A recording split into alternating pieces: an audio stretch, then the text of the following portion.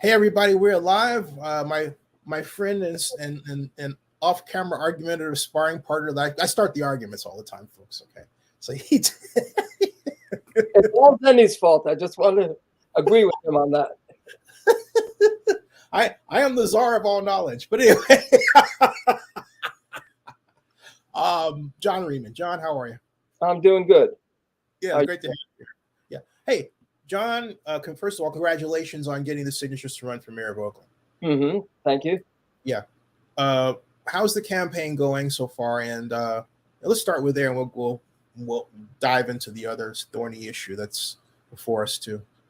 How's the campaign? You know, as I explained, I'm running for office in order to advance the view, and the understanding that what happens in Oakland is not cut off from what happens in the rest of the country and the rest of the world. And the two most important crises that we're facing, you could call them train wrecks, are one, the potential for the fascist-connected Republican Party taking total national power in 2024. And that will be a disaster for us here in Oakland. And number two, the issue of global warming. I was just reading an article just in today's New York Times about how global warming has virtually completely dried up a huge series of rivers in China. And, temperatures there have reached like 115 degrees. And this is just the start of the process. And, take another example, which is connected with the issue of global warming. You see, just a week or so ago, we had a big fish die-off in Lake Merritt because of the red tide. Now, that's not totally due to global warming, but that was the tipping point for it. So any attempt to create reforms in Oakland without taking these two issues into account is just shuffling around the lounge chairs on the decks of the Titanic. And so, and in order to deal with them properly, we need a working class party and we need socialism. That's number one. And the other was what we were arguing about before we went on camera, the issue of the Howard Terminal, which I believe in some ways is connected with these 2 points and will vastly accelerate the gentrification here in Oakland as well as other processes. So, what I'm finding running for Oakland is that all the questions are directed to how do you deal with this or that or the other particular detail? And it's difficult to break through, but I'm starting to find a way how to do that. So I think the main thing is you have to do what the capitalist politicians do. You have to answer the questions that you wish they had asked. Can you follow through with that before I shift gears? It's sort of an empty, well, not empty, it's half full thought. You were saying because of the nature of the way you said it, you said that you're fighting through it. What's the battle there, though? Well, what we have to emphasize, for instance, they asked, what's your view on this particular housing project, let's say. Mm-hmm. And what you have to do is explain, look, this particular housing project, it can't be seen out of its context. Mm-hmm. And then you have to go on and explain the context. So you feel like there are people who don't follow along with that, or I'm not following what. Well, all the questions that get asked are asked in that vein of how do you deal with this, that, or the other detail that's specific to here in Oakland. Okay. And you just have to keep hammering at, look, what's specific here in Oakland, you can't understand it outside of the broader context. What are you finding is on the mind of the Oakland voter as you talk to them? And are you able to break through because you're the only candidate that identifies themselves as socialist? I believe democratic socialist, right? And so, what are you finding from that perspective? Well, in the first place, genuine socialism is democracy. You know, we live in what we have here in the United States is capitalist democracy, and we had a very clear example of that this morning when Yuppie Schaff and Barbara Lee and Pete Buttigieg had their press conference in downtown Oakland, and they refused to answer any questions that didn't come from the official capitalist media, and the official capitalist media made sure not to ask them any embarrassing questions, especially around that topic that we love to argue about, the Howard Terminal project. So that's I mean, at least here, you don't have newspaper reporters or people like yourself put in jail or pushed out of windows for asking embarrassing questions. No, they just get stabbed in front of their homes. Right. Yeah, but you get my point. It is better than what you have in a whole series of other countries. But I would say that under socialism, you'd start to have genuine democratic structures, including access to the media, access to venues where just regular working class people can have meetings, and so on. So, I'm sorry. Go ahead. You were gonna. Oh, sure. That's fine. I want to take that and then shift gears into this matter of anti-Semitism, since we both, since you're Jewish, I have a part background. But even then, I don't think that should matter. Sure. What matters is what Peter Lou said and did. And for me, you're going to laugh at me. I'm going to say I'm 60 now. And I know what you're going to say, John. Okay. You're a youngster. Yeah, you're only 63, so come on. But the hope is but John, what bothers me is that in generations before the internet, that kind of discourse wouldn't happen because it would not be email. You would say it to somebody's face, and then of course you would suffer the consequence of what they decided to do if you got them riled up enough, and the police would be less likely to intervene in something like that because, well, they just see it as some sort of little argument that you started and were stupid enough to not finish, right? So but now it's different. People get online, they write things, and that's what Peter did. And he's almost like it was him daring anybody to do anything about it.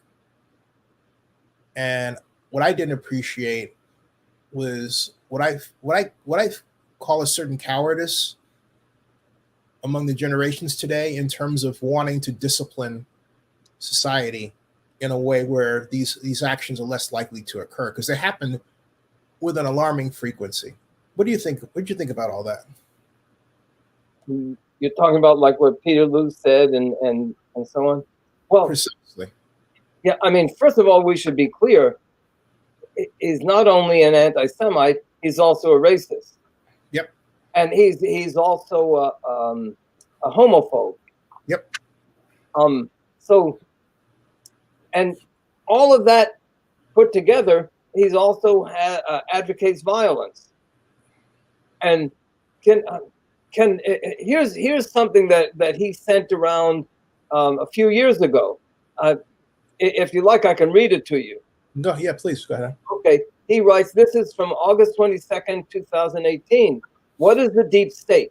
There's Trumpism coming in. He says he's going to explain exactly what it is.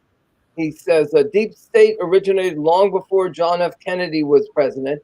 It was organized by Jews from Israel to make the United States a subservient, permanent ally. Jews infiltrated all high ranks of CIA, FBI, and Secret Service, judgeships, and politics. Then he goes on. I'm looking for. Then he said down further, he says, once the Jews' secretive protective system came down to protecting the minority black Jews, it was snitched out so other religious sect leaders knew of the plots. And he goes on. So, you know, as I said, yes, but you could say that Hitler was cuckoo also. Yep. And these people, all these people that are running around doing these mass murders, they're cuckoo. But you know, there's cuckoo and there's dangerous cuckoo. And you know, when I ran, what I said about running for mayor to warn about the dangers of fascism, and little did I expect that there would be a fascist running for mayor here in Oakland too. Mm-hmm. And the other point is that a few of the other candidates, you know, expressed objections to what he said, but hardly anybody is really making an issue out of it. And we have to realize. I called and I wrote that I contacted the police to have him arrested. Well, I'm talking about the candidates, the other candidates. I get you. And we have to realize, you know, I mean, he's not going to get very many votes, but this is how things start. And he's liable to get a series of a layer of people around him. And then there'll be an even wider layer who say, well, you know, I don't really like this and that about what he's saying, but in general, he's got a good point.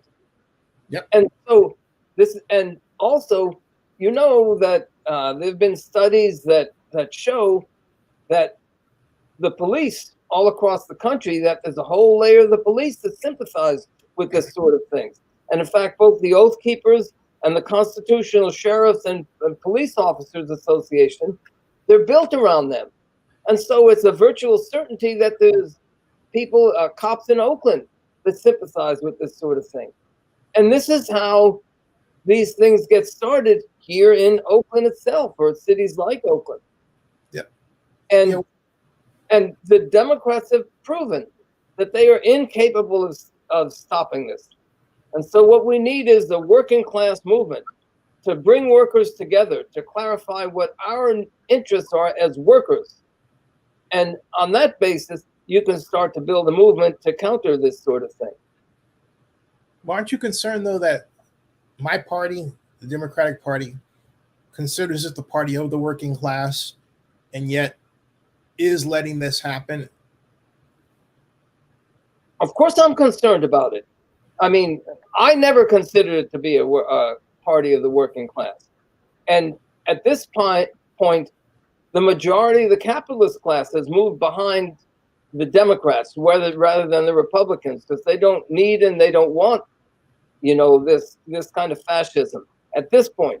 But my point is that they cannot stop it, because they might oppose this sort of thing, but the one thing that they are even more opposed to is the mobilization of working class people and working class youth to stand up and fight for our own interests. Because, like you see here in Oakland, who is behind the whole power structure, which is the Democratic interest here in Oakland? It's the real estate interests and the bankers. And so they're not going to support or help mobilize a working class movement around this sort of thing, you know, to oppose it. Where's your campaign right now? Have you been able to rack up any endorsements, allies? What's your campaign look like right now? You know, I have to say, Zenny, that, how would I answer that? I mean, I've gotten a lot of people, like in my neighborhood, who interested in what I'm saying and what I'm doing. But in the last analysis, my campaign depends on an increased it depends on it is based on, and it counts on, and also encourages an increased consciousness and an increased mobilization of working class people around their own interests, independent of and opposed to both of the two capitalist political parties. And that hasn't really developed yet. And I hope that my campaign will be a small step to encourage that. But of course, it's beyond the abilities of any one or two or even small group of individuals to actually create it. It's going to be actual objective events and conditions that will bring it into existence. Hey, so but I got to ask you, how come you haven't been able to ignite or have you, assistance of the Democratic Socialists in Oakland? There are a fair number of them. Because they, in reality, Zenny, they're just like the liberal youth wing of the Democratic Party. And you see that of the Democratic Party, and also the representatives of the Democratic Party inside the working class, which is the union leadership. And I mean, I can give you a dozen examples of that if you like, but that's the actual fact of the matter as far as DSA is concerned. So I'm okay, but help me with this, because my thought is, okay, look, if I were going to call myself socialist and I'm running in Oakland and I wanted to be mayor, three things, okay? My first, knowing I need the numbers. My first trip would have been to the Democratic Socialist to give them a pitch. Oh, I did send them a letter saying this was months ago, saying I'd like to appear before you to discuss your endorsement, and I never got an answer. So wow, okay, that's different. Yeah. So basically, just they wow, that's interesting. And the last time I was at a meeting of DSA, I'm sorry, go ahead. I mean, are they ageist? Because they're mostly young. Are they people who just he's old and we don't want to talk to him? No, they know. I've had my debates with the majority and with the leadership in East Bay DSA for quite a few years, and they know where I'm coming from. And as I said, where they're coming from, they can call themselves Democratic Socialists, but really the emphasis should be on the first word, not the second. They're Democrats. So you're saying you have an ideological problem, and that's why they don't like you and you don't like them. Is that really what it is? We don't like each other. We have political disagreements. I mean, for instance, they're out now campaigning for the councilwoman from my area, District 2. Fortunato Boss, who's a nice liberal, but that's all she is. She's a liberal. And for instance, she supports the Howard Terminal project. She also voted against giving the voters in Oakland the right to vote on whether or not the city of Oakland will spend any money on that project. She voted against it. So, but that doesn't bother them, She's part of the liberal Democratic establishment, so they're going to campaign for her. What did she vote against again? There was a petition presented to the city council. I think there was something like 50,000 signatures on it, saying if Oakland is going to spend any money on the A's Stadium Howard Terminal project, that it must be approved by a referendum by city voters. That came before the city council. If the city council had passed it, then that would have been the state of affairs. It also would have been legally stupid. You want to know why? Because the way the legislation is designed, the city of Oakland can't spend any money on it at all directly. That comes from the district. So okay. it was a stupid thing to do. That's what I was talking about. In any case, that wasn't the reason that she voted against it. She voted against it because the real estate developers don't want that. And here's another example. In local politics, the leadership of the building trades unions, which I was a member of, but I hate to say it, the leadership of the building trades unions basically politically represents the real estate developers. Are you saying that their name? I know a bunch of real estate developers going way back. Some of them have died recently. So which one are you naming that came out? Industry. I'm talking about the industry as a whole. Oh, wait, John, did somebody actually say this, or are you just creating a boogie person. Well, hold on. I'm going to explain it to you. You know, their position is anything that developers want to invest in, to build, we're in favor of it, period. And I know that they do meet regularly with top people in the real estate developers. So they've campaigned very, very hard. For instance, for the A's stadium, when it was first when they were going to build it down across the street from Laney College, and they're doing the same thing now. And a tip-off is, years ago, I told the business agent from my union, if they were going to build a prison to put all union members in, you guys would be in favor of it as long as it was built by union labor. And he thought for 3 or 4 seconds, and then he said no. But the key is he had to think for 3 or 4 seconds before denying it. So that's their approach to things. Mm-hmm. And what I was getting ready to say was, as far as Fortunato Boss, I forget when it was, I think it was late last year or early this year, the environmental impact report was submitted to the city council. Hey, Google, stop. Sorry, John, that was Google going off. And I think there was 1 or 2 council members who voted against accepting that report. Fortunato Boss voted in favor of it. Within a month or 2 of her having voted in favor of it, she was getting thousands of dollars in donations from the building trades unions. So that's how these things go. And to get back to DSA, but DSA is out campaigning for her.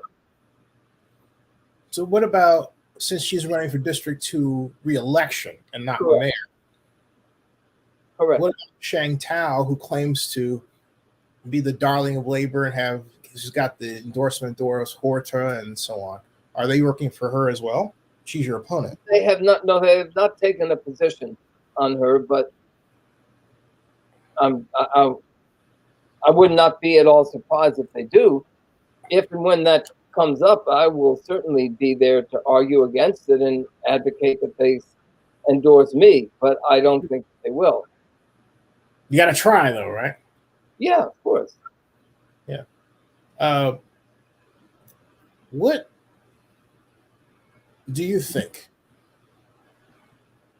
is the reason why this race has no clear front runner? Well, as I understand it, Shang Tao is kind of the front runner. I don't see her as the front runner.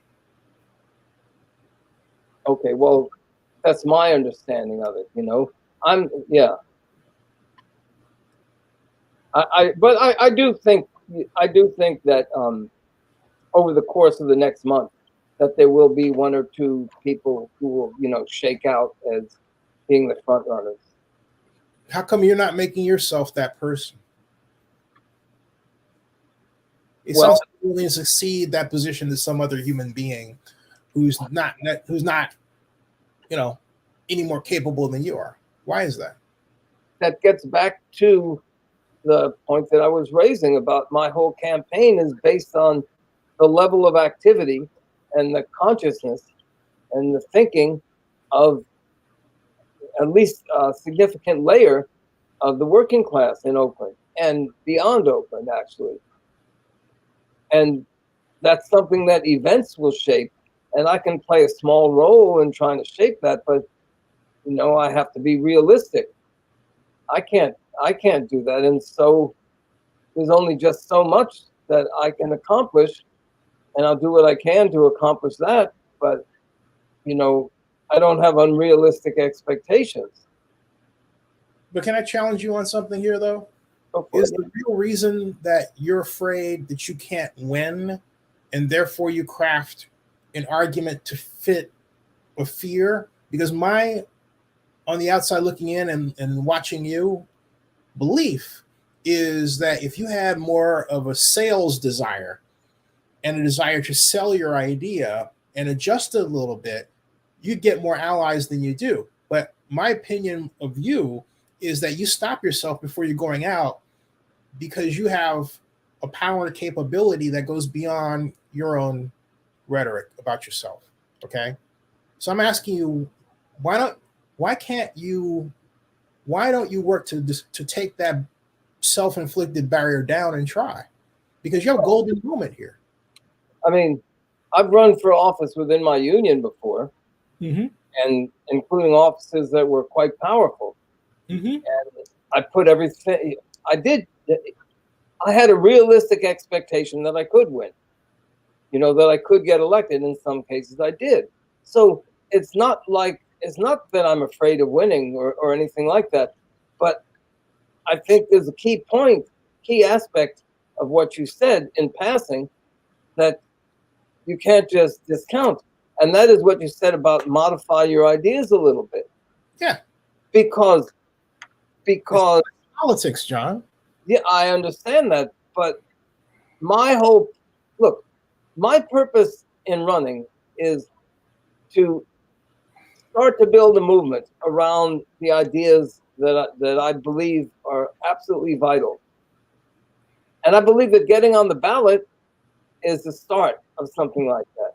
Yes. And through campaigning, I can get people to start to think more seriously and actually start to organize around those ideas. Then I've won. Just getting on the ballot is winning. But if I, in a significant way, modify my ideas and end up getting elected, then I've lost. But here's the thing, though. You put a qualifier on it, which gets to my assertion that you're reacting off of a fear. You said significant. You're adjusting whatever idea you have doesn't necessarily have to be significant, John. But you have to go through the process of doing that to realize what you want to give up, whatever that may be nothing, or get back. And deal with a very real possibility. I contend that among socialists, each of you actually see the world, and then this is in Oakland, more similarly than you realize, but for reasons best known to people with a higher pay grade in that area than me, you all want to not band together. This should be the socialist golden moment, but it's not. It should be. Of course, but it's not. Of course. Well, there's banding together and there's banding together, Zenny. And if you band together, I mean, yes, you have to, in some ways, make compromises, but not principled compromises. Not, I mean, as I said, there's a couple of points that I think are vitally, absolutely central. And what they lead to is the conclusion that we need a working class party that's completely independent of and in opposition to both of the two parties, the Democrats as well as the Republicans. That's number one. And number two, that party has to base itself on socialist principles and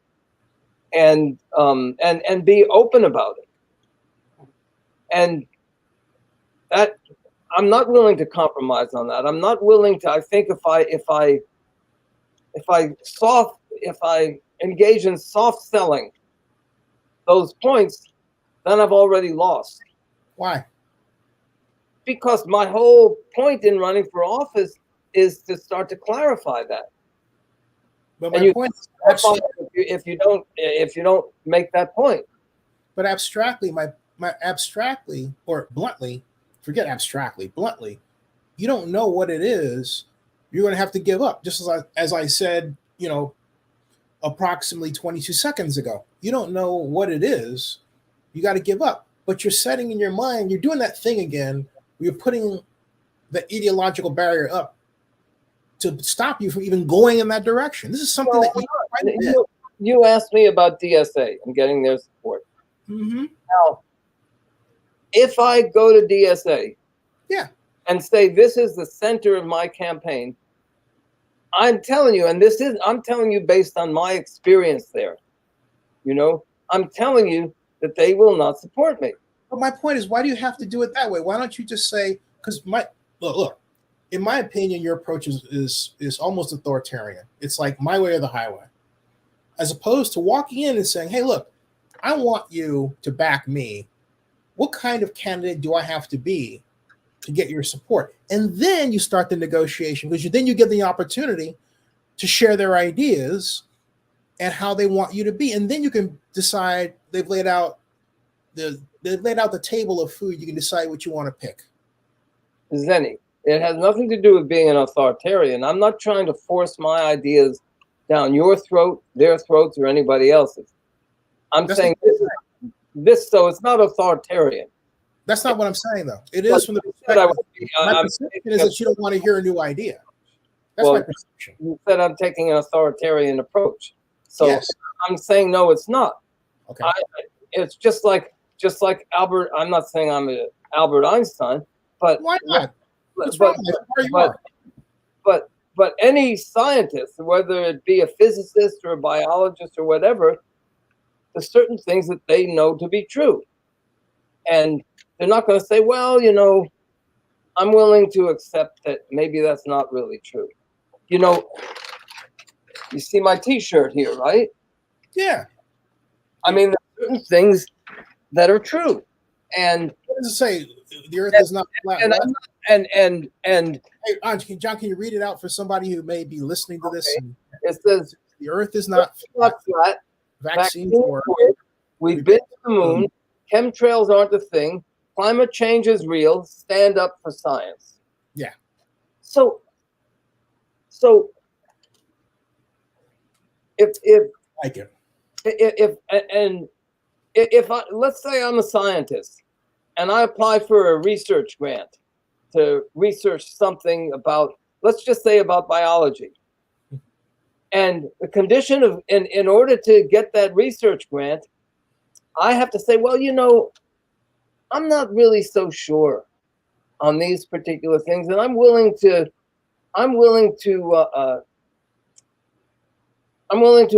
you know, a lot of research is based on, or all research is based on a certain hypothesis, and you start from that.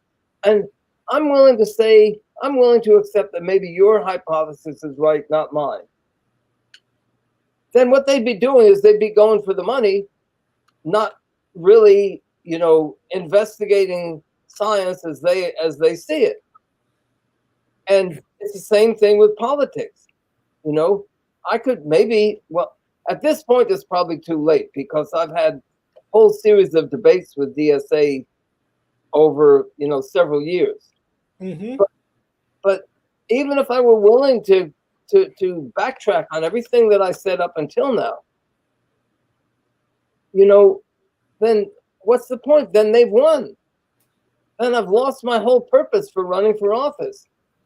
If I'm going to tell them, well, you know, I'm open to not raising the idea of a working class party and not raising socialism in this campaign, then I've lost the whole purpose for running. Wait, time out. You're saying the Democratic Socialists would ask you to do that? Doesn't make any sense to me. The very name rejects what you just said. The Democratic Socialists. For me, one single DSA candidate anywhere that's campaigned around the idea that the Democrats are, you know, that we need a working class party to do battle with the two capitalist parties, the Republicans and Democrats. But here's the thing: John, I gotta ask you a question that I would ask at a party. Yeah. All right. Why would anybody who's running for office to gain votes, knowing damn well that you have to get votes from people who are mostly Democrat, be stupid enough to say, hey, look, you know, I don't want your party around. I want you to vote for me to get rid of your party. That's stupid. Well, you know, a lot of people that, in the first place, every year there's more people that register to vote as undeclared or independent. And number two, we know that a lot of people that are registered as a Democrat, you know, they're not really committed to the Democratic Party. But again, my point is we're in Oakland, and there are a lot of people who are committed to it, and we have a power structure that is Democrat. And as a longtime card-carrying Democrat, I can tell you, we have a lot of people within the party that have ideological differences, and yet we still align when the time is right. So my point is, why would anybody, if I were going as a socialist, all right, I would drop that. I would say, you know what? I have the perfect ideological example for you. I wouldn't even mention the party. I would say, here's my approach to boom, boom, boom, boom, boom. And then I understand what you're saying here and here. I would be strategic about it. My point is, you're dogmatic. You don't design it. And the reason I'm saying this to you this way is because you can do it. Well, but I don't see that you're trying to do it. That's why you're not me and not you, then. I mean, we can go on about this for until the cows come home, but I've explained to you my I've explained to you, I've put forward my reasoning, and I don't, I know I'm not going to convince you. I've heard your argument many, many times in the past, and I've never found it convincing, so you're not going to convince me. So what am I trying to convince you of, though? Of dropping these essential ideas that I'm talking about. But what? I'm not saying drop them. See, that's what I'm saying. There's this thing that gets kind of like, it gets put through this filter you got in your head, and it comes out. It's not the sausage I put in. You know what that? I mean, it's spam. Right? It's not that different. When I ran for office in my union. Hey, look, Derek Sue. Why don't you get Derek Sue on your side? We're against each other. I don't think that Derek Sue is a socialist. I don't think that Derek Sue believes in a working class party, and I know that Derek Sue does not campaign against the Howard Terminal project. So, what I was getting ready to say is that when I ran for office in my union, I had a lot of people say, "Well, John, why don't you just go along with them? And then once you get in office, you can do what you like." Yeah. But the thing is this: we are all kind of the captives of our own past. It's like momentum. When you throw a rock, it tends to travel in a certain direction, and so. Don't throw any rocks, John. but you understand my point. Yeah, I do. And so I saw it happen time and again. People got into office that way. And once they got into office, they completely, or sometimes progressively over a period of, but usually it happened very, very quickly. They abandoned the very things that they said they stood for.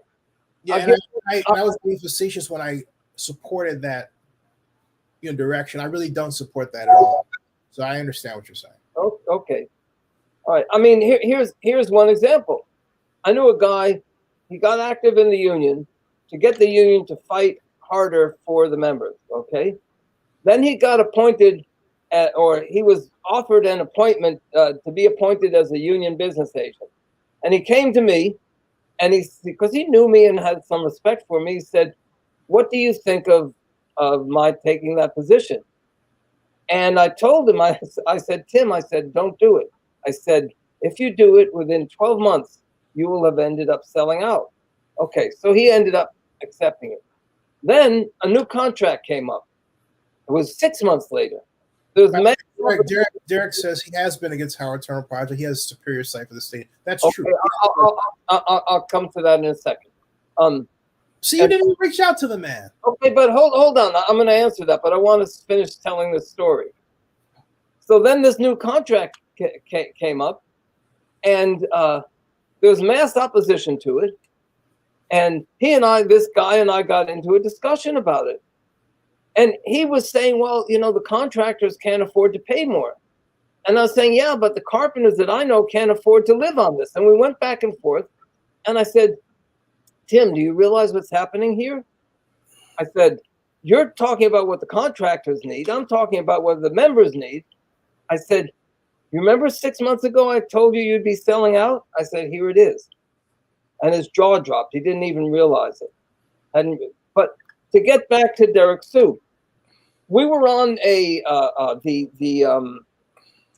the forum for Moms for Housing, and I spoke several times in that forum about the Howard Terminal project, And I said, I'm the only candidate who opposes it. Every other candidate had the opportunity to say, no, I oppose it too. But nobody, Hodge said that he opposed it, but he didn't really. He just wanted better, what they call community benefits. Nobody else. I mean, if Derek Sue is going to start speaking up against the Howard Terminal project and making an issue out of it, I welcome that. And we're going to have a chance September 21st when there's a candidates forum in Chinatown. And I hope that Derek Sue does speak up against it there. Yeah, there's a candidates forum tonight. Are you part of that one? Which one is that? It's something I got that starts at 7 o'clock. Oakland Mayoral Forum. I didn't. I just. Well, there's a couple of them that I have not been invited to. Okay. Does that bother you? Not personally, it doesn't. But I mean, that's another example of how democracy, in quotes, works under capitalism. You know, if you have a lot of funding, and you have, like, you know, some people in the amongst the powers that be that support you, then you get some attention, and if you don't, then not.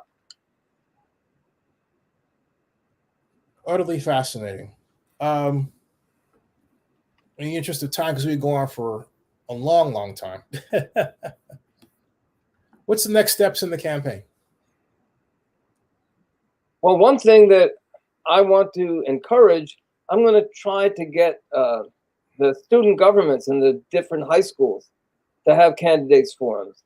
Even though they can't vote, they're more important in this election than anybody else. The young people, you know. And so that's something that I want to try to encourage.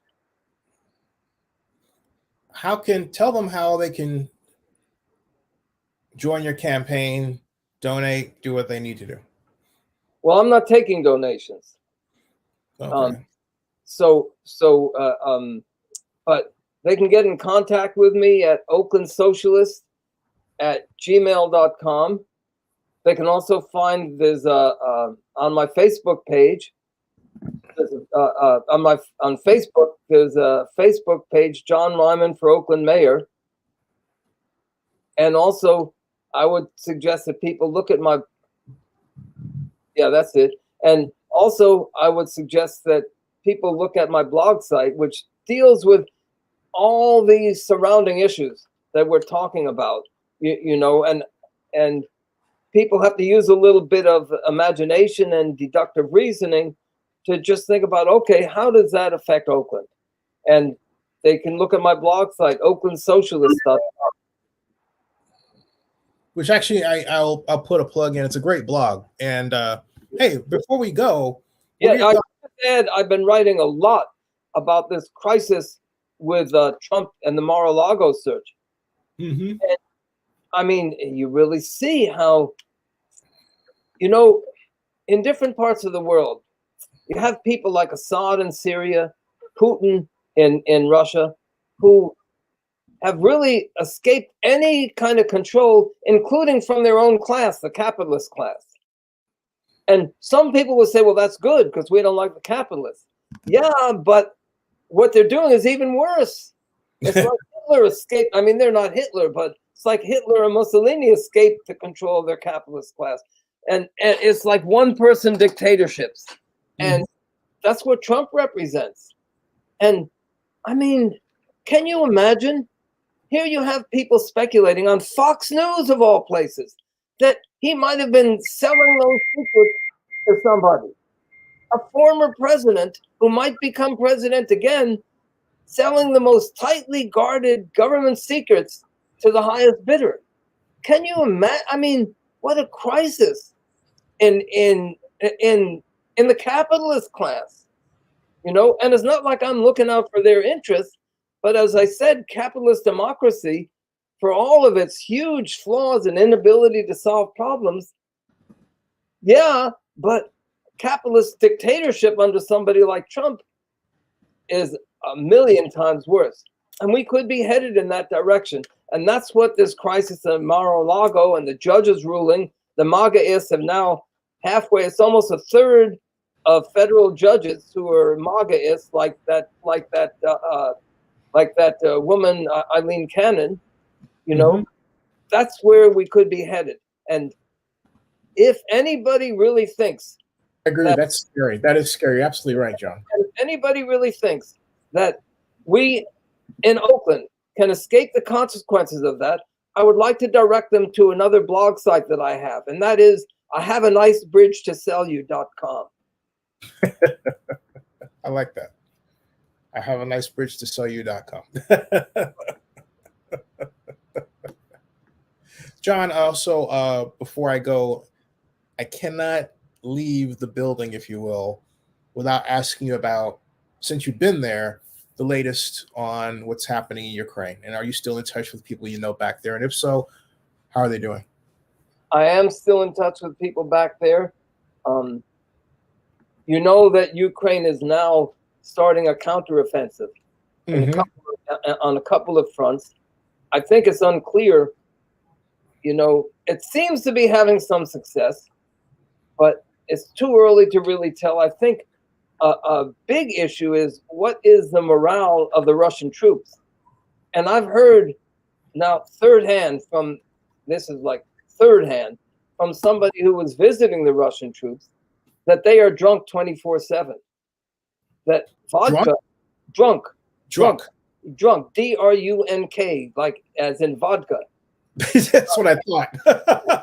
And if you remember during the U.S. invasion of Vietnam, the troops there were widely using heroin and other drugs. So it's a symptom of the demoralization. And so that's something that I think we just don't know, but I think that the Russian troops could just collapse. I think that's a possibility.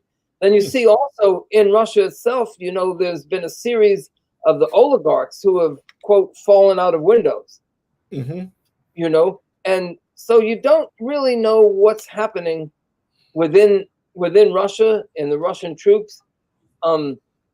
So anyway, there's a lot of information that we don't have, you know, but we'll see. I also think that there's a wing of the U.S. capitalist class that would like to push Zelensky into making a compromise in which Zelensky, either formally or informally, accepts the Russian occupation and annexation of the present areas that they've invaded. And so that's another question: is will they push Zelensky in that direction? Do you think they will? I don't know. I think, you know, this offensive or counteroffensive that he's got going right now, you know, we'll see. We'll see where that leads. Incidentally, again, that's related to the whole question of DSA and the socialist left in general, because, you know, a lot of socialists, including the majority in DSA, incredibly, take the position, well, we don't like U.S. imperialism, and therefore we don't support Zelensky because U.S. imperialism is aligned with Zelensky. That is the most insane position imaginable. It has nothing. It shows that how the majority of socialists are completely disoriented. And again, I'm not willing to compromise my view on that and pretend like that's not important or that I agree in any way, shape, or form with that view. And that, again, you know, severely limits the potential to get support from socialists. John, a great conversation. Well, thank you. And I look forward to seeing the link, and I will certainly spread it around. And thank you for having me, Zenny. We got to have you back because we still have to talk about what's going on over there, because the open question that I would like the open question that I have that I think you're better prepared to answer than I am is what is the future of Eastern Europe after all this? What is it going to look like? You know, and that's something I really like to have you on to talk about. You know, just as a teaser for that, I published an article on my blog about, you know, in the past, you had the brown shirts who were the fascists, you know. So Yeah. For some people, like brown is associated with fascism in that sense. There's an article on my blog site about the rise of a brown international. In other words, a fascist international. And that's directly connected to Eastern Europe and Western Europe too, for that matter, and the United States. So that'll be a teaser for the next time we talk. Thank you, sir. Hey, stick around in the background. Hey, everybody. I have Nina Joyner on next. She is running for Oakland City Council District 4. She is coming up in minutes. So stick around if you're here. Subscribe to Zenny62. Bookmark OaklandNewsNowBlog.com. And thank you, John. Thanks for having me, Zenny. Till the next week. You got it. I'll see you soon. Okay. Okay. That ends this broadcast. Hey, John.